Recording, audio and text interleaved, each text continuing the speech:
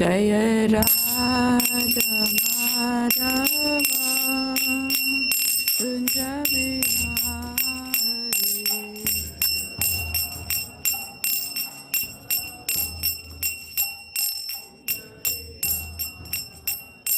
Jaya Radha Madhava Kunja Bihari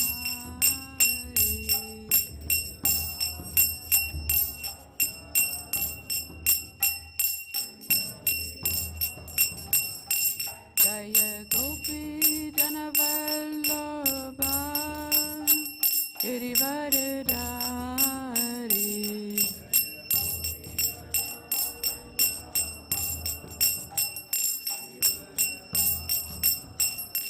Jaya Gopi Janavallabha Girivaradari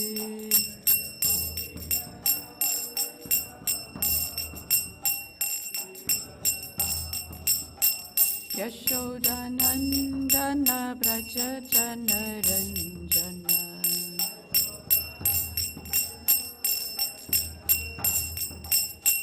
Yashodanandana Braja Janaranjana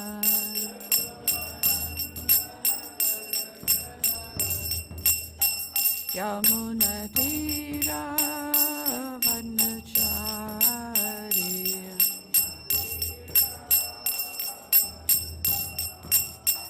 Yamuna Tira Vanachari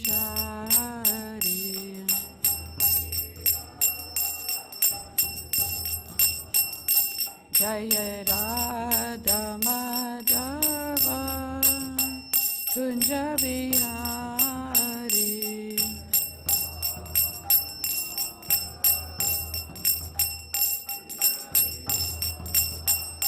Jaya Radha Madhava Kunja Bihari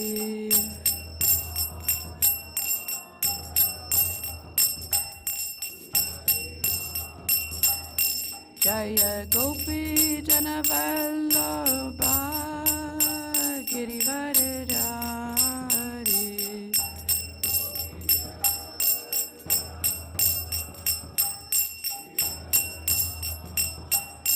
Jaya Gopi Janavallabha Girivaradari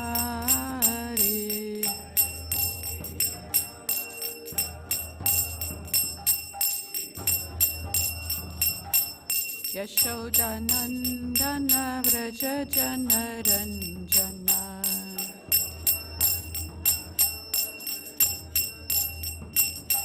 Yashodanandana Vraja Janaranjana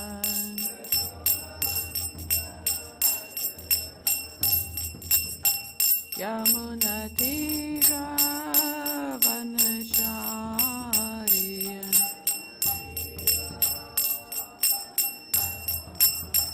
Yamuna Tira Vanachari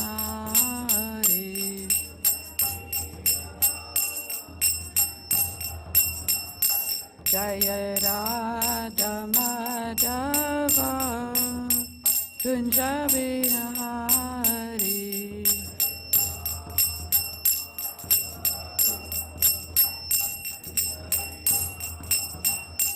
Hare Krishna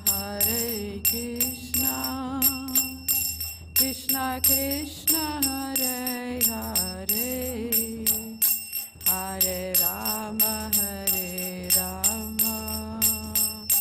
Rama Rama Hare Hare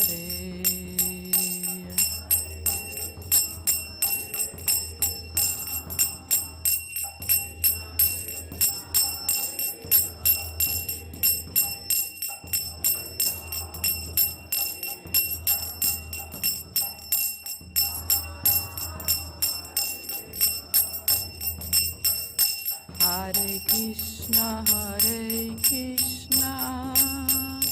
Krishna Krishna Hare Hare Hare Rama Rama Rama Hare Hare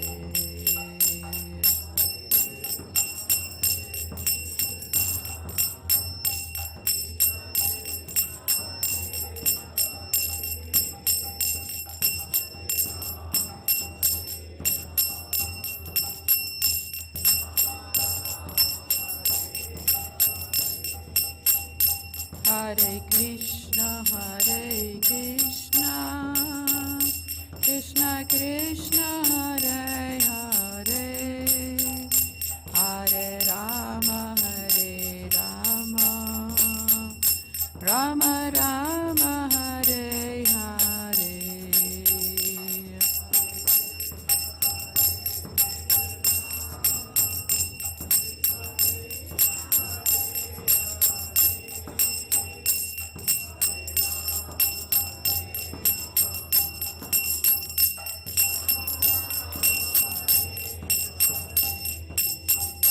Hare Krishna,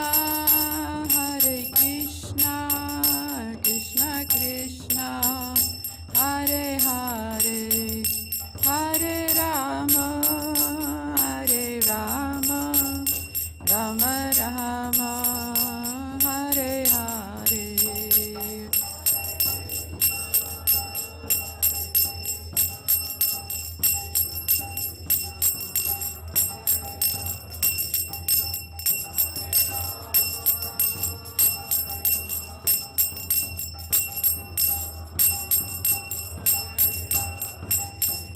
Hare Krishna, Krishna Krishna, Hare Hare, Hare Rama, Rama Rama, Hare Hare.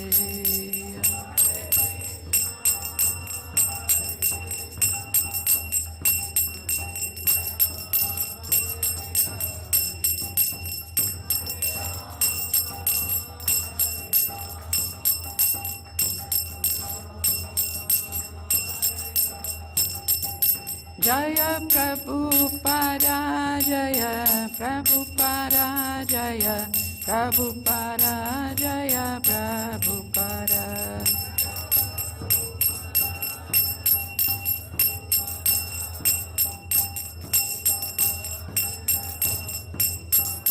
Jaya Jaya Prabhupada, Prabhupada, Prabhupada, Jaya Jaya Prabhupada.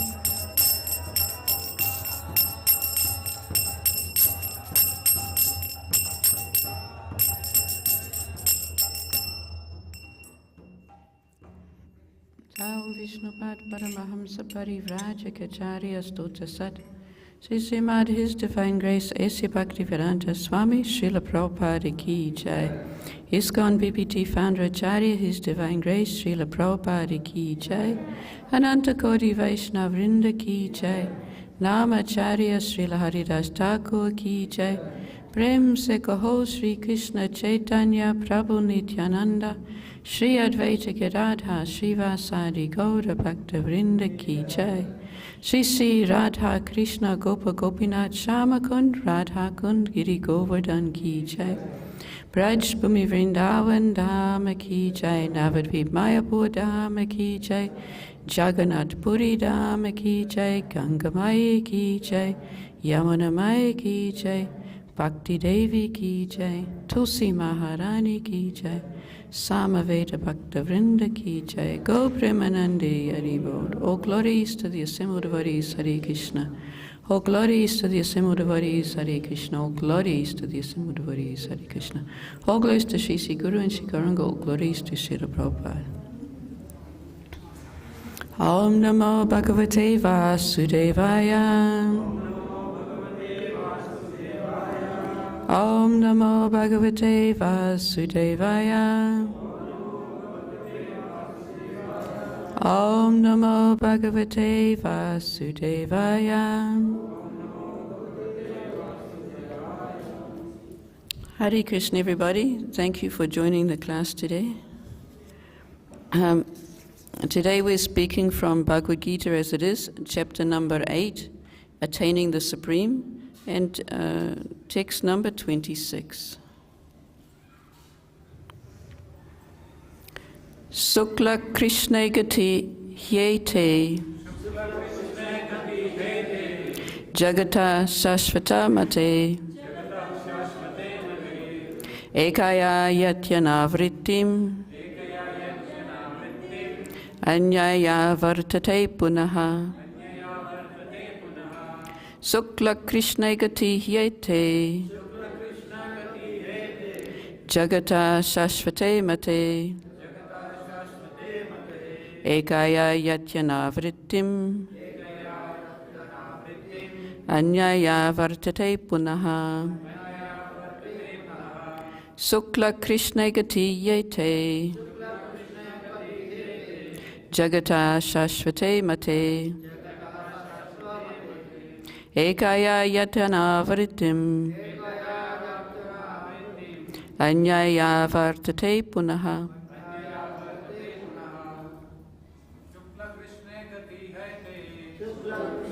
Gatī yāty. Jagataḥ śāśvate mate. Ekayā yāty anāvṛttim. Anyayāvartate punaḥ. Śukla-kṛṣṇe gatī yāty. Jagataḥ śāśvate mate. Ekayā yāty anāvṛttim. Anyayāvartate punaḥ. Śukla-kṛṣṇe gatī yāty. Jagataḥ śāśvate mate. Ekayā yāty anāvṛttim. Anyayāvartate punaḥ. Śukla-kṛṣṇe gatī yāty. Jagataḥ śāśvate mate. Ekayā yāty anāvṛttim. Anyayāvartate punaḥ. Shukla, light. Kṛṣṇe, and the darkness. Gatī, ways of passing. He, certainly. Āte, these two. Jagataḥ, of the material world. Śāśvate, of the Vedas. In the opinion. Mate, in the opinion. Ekayā, by one. Yāty, goes. Anāvṛttim, to no return. Anyayā, by the other. Āvartate, comes back. Punaḥ, again. Translation and purport by His Divine Grace, A.C. Bhaktivedanta Swami Srila Prabhupada. Jai Sri Prabhupada. According to Vedic opinion, there are two ways of passing from this world, one in light and one in darkness. When one passes in light, he does not come back, but when one passes in darkness, he returns. Please repeat. According to Vedic opinion, there are two ways of passing from this world, one in light and one in darkness. When one passes in light, he does not come back. But when one passes in darkness, he returns. Purport. The same description of departure and return is quoted by Ācārya Baladeva Vidyābhūṣaṇa from the Chāndogya Upaniṣad 5.10, 3-5. Those who are fruitive laborers and philosophical speculators from time immemorial are constantly going and coming. Actually, they do not attain ultimate salvation, for they do not surrender to Kṛṣṇa. Om Ajnana-timirandasya Gyananjana Salakaya Chakṣuran Malitam Yena Tasmai Shri Gurave Namaha Shri Chaitanya Manobhistam Stapitam Yena Bhutale Swayam Rupa Kadamayham Dadati Swapadantikam Vandeyaham Sri Guruhu Sri Yuta Padakamalam Sri Guruna Vaishnavamscha Shri Rupam Sagrijatam Sahagana Raghunatanvitam Tam Sajivam Sadvaitam Savadutam Parijana Sahitam Krishna Chaitanya Devam Shri Radha Krishna Padan Sahagana Lalita Shri Visakanvitamscha Hey Krishna Karuna Sindhu Dina Bandho Jagatpate Gopesha Gopika Kanta Radha Kanta Namostate Tapta Kanchana Gaurangi Radhe Vrindavaneshwari Vishabhanu Sute Devi Pranamami Hari Priye Vancha Kalpatarubhyascha Kripa Sindhubhya Evacha Patitanam Pavanebhyo Vaishnavebhyo Namo Namaha Nama Om Vishnu Padaya Krishna Prestaya Bhutale Srimati Bhakti Vedanta Swaminiti Namane Namaste Saraswati Devi Gauravani Pracharine Nirvishesa Shunyavadi Paschatya Deshatarane Jai Shri Krishna Chaitanya Prabhu Nityananda Shri Advaita Gadadhar Sivasari Gaura Bhakta Vrinda Hare Krishna Krishna Krishna Hare Hare Hare Rama Rama Rama Hare Hare śukla-kṛṣṇe gatī yāty jagataḥ śāśvate mate ekayā anāvṛttim anyayāvartate punaḥ. According to Vedic opinion, there are two ways of passing from this world, one in light and one in darkness. When one passes in light, he does not come back, but when one passes in darkness, he returns. So Kṛṣṇa is now winding up this chapter. In the conclusion to this chapter, Srila Prabhupada mentions how important these two chapters, 7 and 8, are, even though they seem to be full of quite heavy philosophy. Trying to understand who Kṛṣṇa is the goal of these chapters. Srila Prabhupada sums up, one should understand that the instructions given by Kṛṣṇa in this chapter and the 7th chapter of Bhagavad Gita, one should try to understand these chapters not by scholarship or by mental speculation, but by hearing from them in the association of devotees.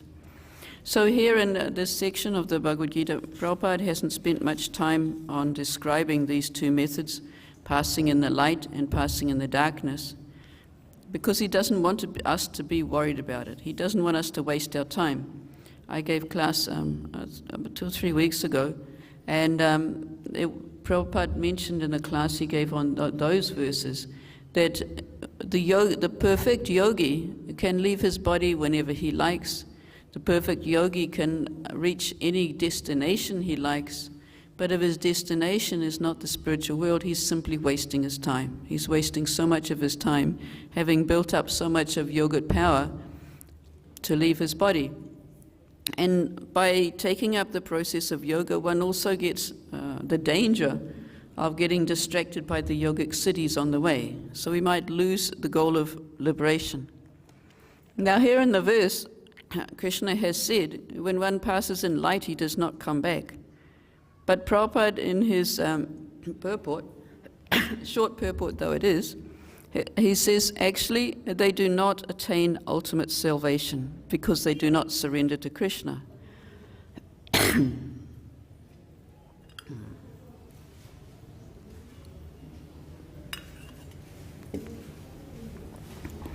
So we're fortunate that Prabhupada actually spoke on these verses. He must have been going through the whole Bhagavad Gita.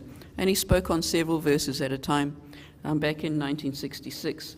So he gives us an idea of how he wants us to understand this. The goal of the chapter is about attaining the Supreme. And of course, we're talking a lot about leaving the body, because hardly anybody goes anywhere in their present body. I mean, the Pandavas, they advanced in their present body to the heavenly planets. They went to see Indra, and they were still in their current bodies. But for most of us, we can't even do that. And to get to the spiritual world, we have to leave this body. So leaving this body is an essential part of wondering where we're going to go next. This is this verse. So Prabhupada talks about a group of verses from 22 right through to 27. But he talks a lot about even the goal of liberation is useless.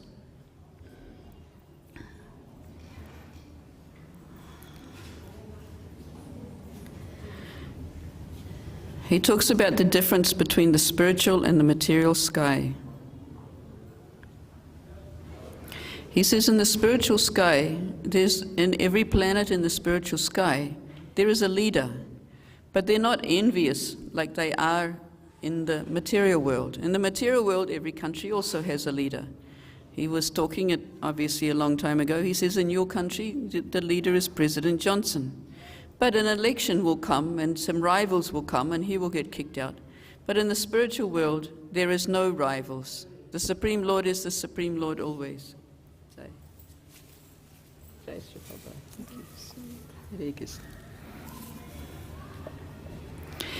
And he said that anybody who wants to become a rival of Kṛṣṇa, they get put into this material world.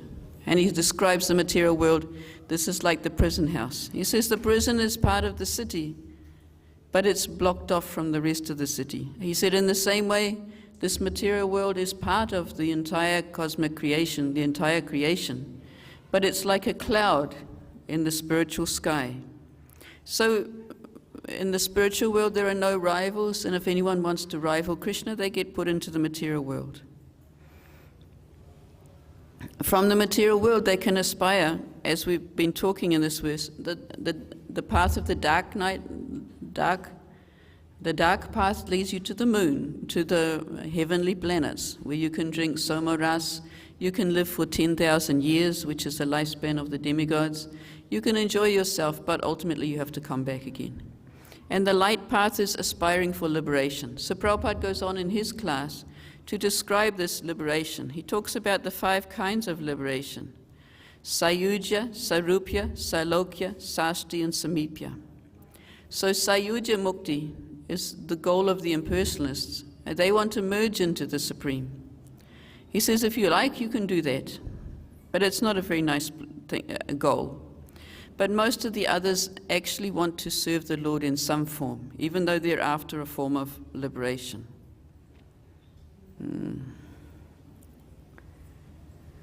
If one likes to merge into the existence of the Supreme and close his identity, his individual identity, he can do it.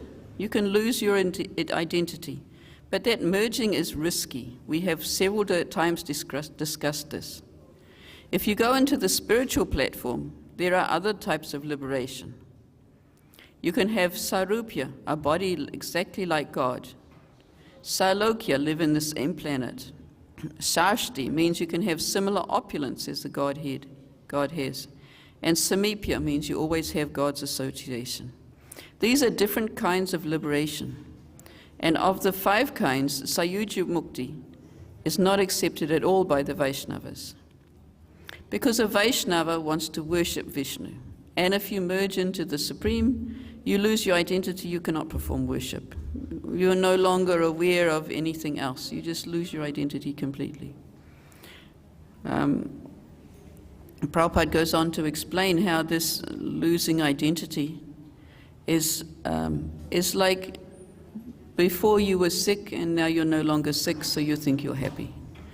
Or before you were hungry and now you're no longer hungry, so you think you're happy. So this is the happiness of liberation. It just means the negation of material miseries.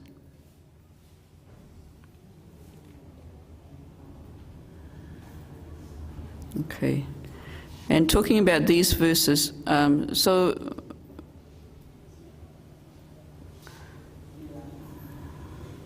before this, Kṛṣṇa had described the material world, the different, how many years of the day of Lord Brahma and so forth, to contrast it with the spiritual world, how the spiritual world is completely different without time.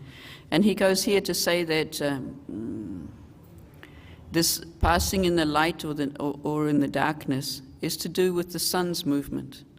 The sun moves to the north, then it's auspicious. If the sun moves to the south, then it's inauspicious. And similarly, if someone dies at night in the cloud, in the 6 months with the sun is on the southern side, if any person who dies at that time comes back in the material world. So Prabhupada in his purport today, he talks about whether they're karmis or whether they're after liberation. They keep going and coming and going and coming. And I was reminded of the story of Gopakumar in the Brihad Bhagavatamrita, because Sanatana Goswami actually describes all these different goals of so many different people aspiring for elevation as Gopakumar travels through the universe. So he starts off in the material world, he starts off in Vrindavan, and he meets a spiritual master, and a spiritual master gives him the Gopal mantra. And he's very attracted to Gopal, but he wants to see where this mantra will take him. And the mantra is very powerful, and it takes him wherever he wants. He hears something about something auspicious in the material world, he goes there. He goes to the higher planets, he becomes Indra. He goes to Brahma Loka, he becomes Brahma. And so while he was on Brahma Loka, so in Brahma Loka, the people who attain Brahma Loka by dint of their austerities in the material world, some of them they're quite elevated to get to Brahmaloka, but some of them want to go to the spiritual world and some of them want to come back to the material world. So the ones who want to go to the spiritual world, some of them are seeking liberation.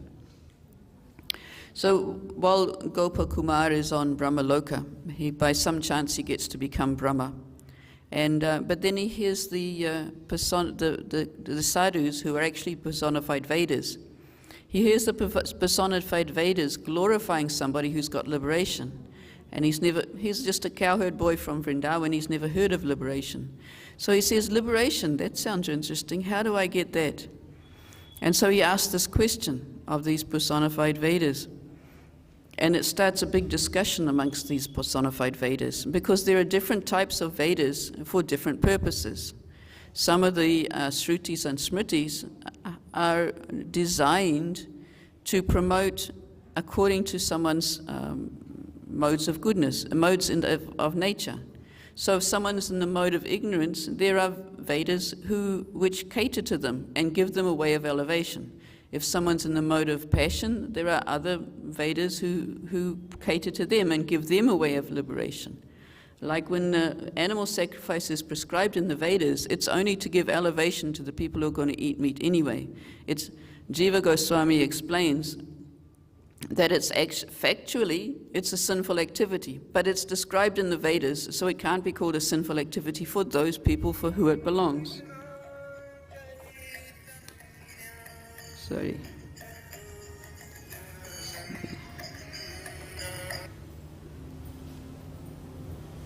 To turn that off. So it's described in the Vedas, so you can't factually say it's sinful. But Jiva Goswami says, yes, meat eating is sinful. And so there are different Vedas according to the modes of nature. So all these Vedas and Puranas and Upanishads and Agamas, which are another type of Shastra, they all start arguing about what the goal of liberation is and how to achieve it. So the traditional Vedas and Shrutis, they say you can only get liberation by knowledge. And this is the process of Gyan. They try and get liberation by saying, trying to find out what the nature of Brahman is by negation. They say, oh, Brahman's not the material world, he must be opposite the material world, he must have no form, no qualities like this. And so they are promoting that only by knowledge can you attain liberation. And then some of the other Shastras, Puranas and Agamas, just say that only by devotional service can you actually get liberation. And then there's a big argument.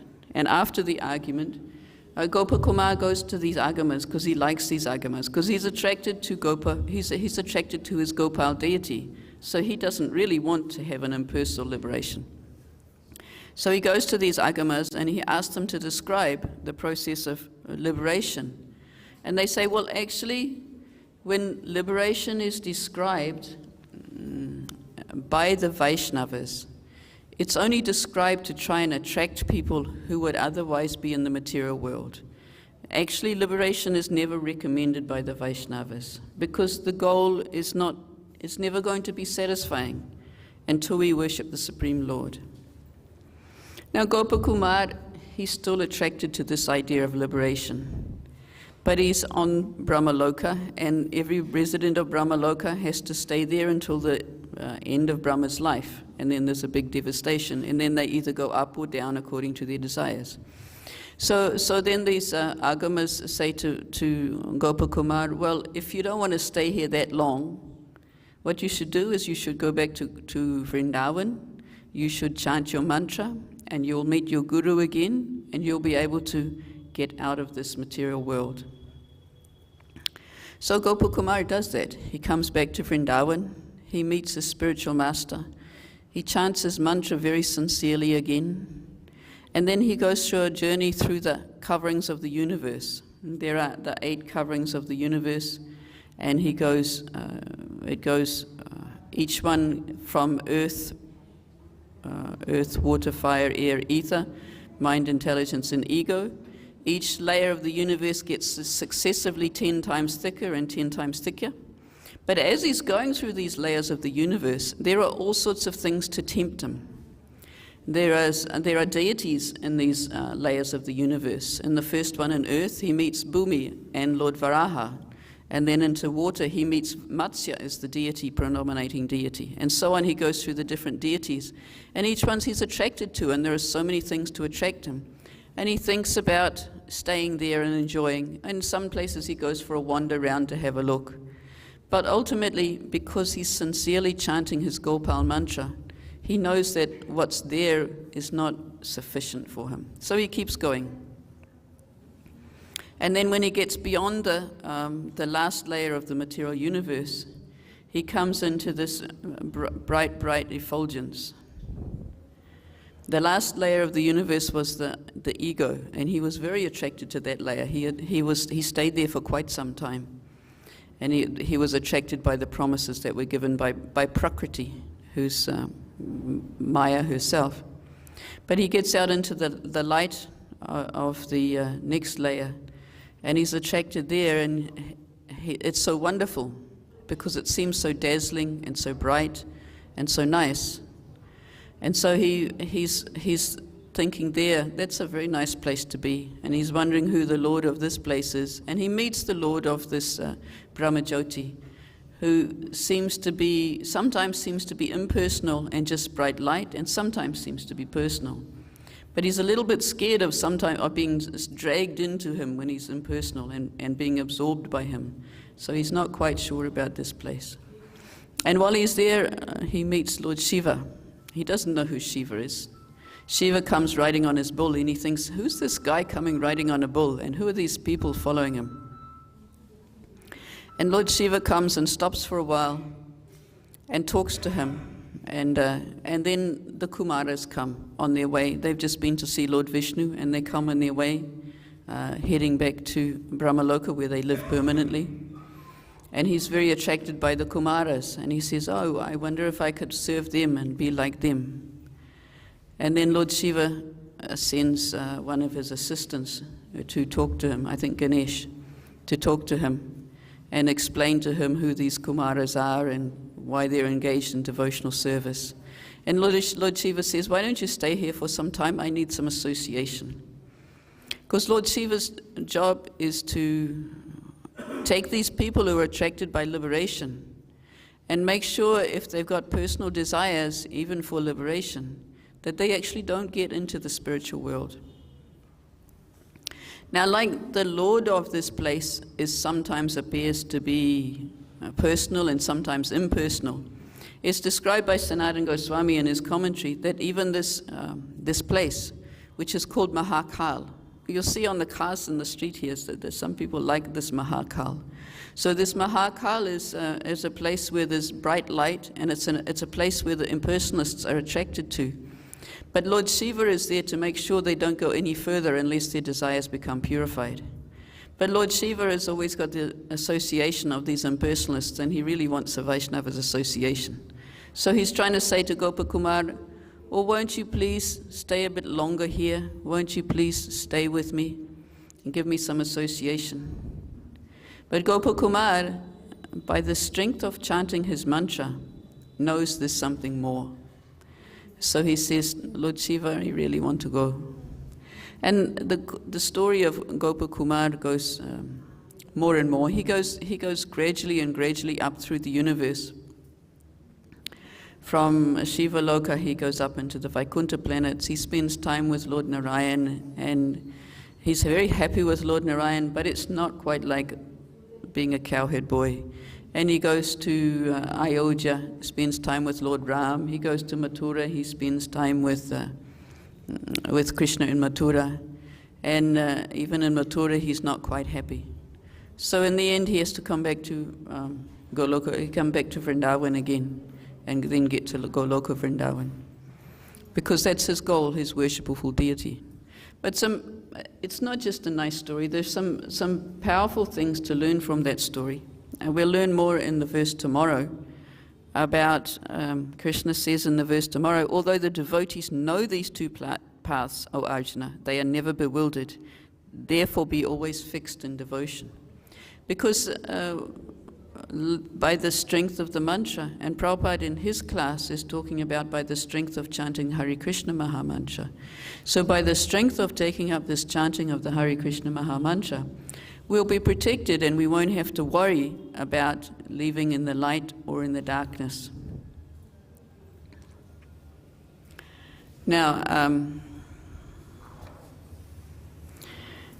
I know you'll be covering that tomorrow, but I wanted to say a little bit of something about devotional service as well.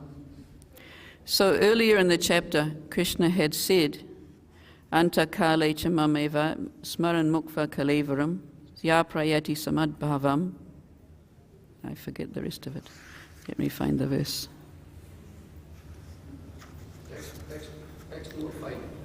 Yeah. Yāty nastyatya samprayaha. Whoever at the end of his life quits his body remembering me alone at once attains my nature. Of this there is no doubt. So our goal is to remember Kṛṣṇa. And our sadhana is to chant the Hare Krishna Maha Mantra. And this sadhana will help us at our time of leaving the body. So I spoke a little bit last time I spoke about how we worry when we're leaving, about the time of leaving the body. Even Yamunacharya, he sings that he has this famous prayer where he says that when I come to leave my body, I may be completely overwhelmed with kapapita vayu, the body, the cough, the mucus, and then of course there is the pain as well. They say leaving the body is like being bitten by 1,000 scorpions. Now I've never been bitten by a scorpion, but that's apparently the most painful thing you can ever imagine is scorpion bite, and because it was a scorpion bite that Dronacharya could recognize that Ekayā was not a Brahmana, wasn't it, Ekayā? Because he was bitten by a scorpion and he didn't move because his guru was sleeping on his lap. And he knew if a scorpion bit you and you didn't move, then you're a Kshatriya, you're not a Brahmana. So a scorpion bite is very, very painful. So we worry that when we have to come to the time of leaving our body, that all these things will be interfering us. We won't be able to remember Krishna's names. And so I had heard in one class that I've heard several times people saying that Prabhupada will come, Kṛṣṇa will come. But it's described by, even by Bhaktivinoda Thakur, he's talking about the holy name. He describes how the holy name actually invades your consciousness, invades your mind, and actually there's no room for anything else. And so that's described in several places. One place it's described is in Madhurya Kadumbini. Now that's not talking about the time of death, that's talking about the time of reaching Prema Bhakti. So we are busy cultivating our attitude of humility and service attitude to Kṛṣṇa. But Kṛṣṇa will reciprocate according to our sincerity, and he will actually overwhelm us with his love. And so we won't be able to not think of Kṛṣṇa, because he'll invade our mind, he'll invade our heart. Even was said, wasn't it this morning's class? I think it was said that sometimes the gopis were meditating on the impersonal Brahman. But why were they meditating on the impersonal Brahman? Because they wanted to forget Kṛṣṇa and they couldn't. Because Kṛṣṇa has so much invaded their heart and their mind that even they tried to forget him and they couldn't. So we're not at that level yet, but we rely on trying to cultivate this favorable attitude of devotional service towards Kṛṣṇa. And in doing so, to leave our body. We have to start now, we have to be serious now. All of our acharyas describe how we need to be serious right now. And because we can just glide along thinking it's very difficult to concentrate the mind where I'm chanting. Perhaps it'll come right by itself. And in fact, I had some friends who first brought me to Kṛṣṇa consciousness, and they never chanted more than 1 or 2 rounds a day. And they said to me, oh, when my mind becomes peaceful, then I'll start chanting. So we can carry on like this. We can just chant our 16 rounds and think, oh, when my mind becomes peaceful, then I'll become a good devotee. But actually, we're meant to try a little harder than that. Kṛṣṇa gives us this advice in the 6th chapter, and he gives it very nicely.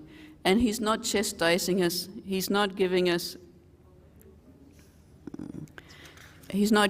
a hard time. He just says, from wherever the mind wanders, just bring it back. Every time you notice the mind wandering, you can bring it back. And you could chant as much as you can. And if you know the mind wanders again, you just bring it back again. So you don't have to get concerned about it, because everybody has trouble with the mind. None of us are free from that. But we need to put that endeavor in to bring our mind back onto the subject. If you want to get very technical about it, the people who teach sadhana bhakti with lots of guidelines say that if in your round you've managed to bring your mind back to your japa at least once, you can count that round. But if you do anything physical with your body, then don't count that round. It's not, you can't. You have to try and make a round. You have to be serious about your chanting. So you don't go off and answer the phone and then come back to your chanting. You should chant the round again. So we can do that. Or my god sister is very much following the songs of the acharyas. And she is trying to attract us by their mood and their songs. So we can use the mood of the acharyas, which describe the glories of the holy name and how wonderful it is to chant the holy name, and be inspired to keep chanting nicely and to keep trying nicely and to come to a level of, what is it called? Niraparadhanam. There's a verse in Chaitanya Charitamrita which calls about niraparana loile, Kṛṣṇa prem. You achieve Kṛṣṇa prem by niraparad, without the aparads in your chanting. So that's something for us as devotees. And the chapter's almost finished, and then we'll come on to chapter 9, which is the most confidential knowledge. So I'm going to stop here and ask if anyone has any comments or questions in relation to today's class.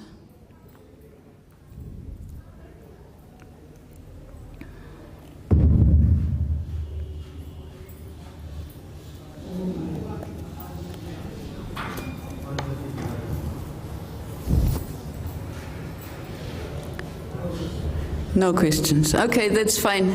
We can also stop early. I noticed the Hindi class stopped early. We can do the same. Jagat Guru Srila Prabhupada ki jai. Vansha kalpatarubhyascha kripa sindhubhya eva cha padidhanam pavanebhyo vaishnavebhyo namah. Thank you, everybody. Hare Krishna. Thank you.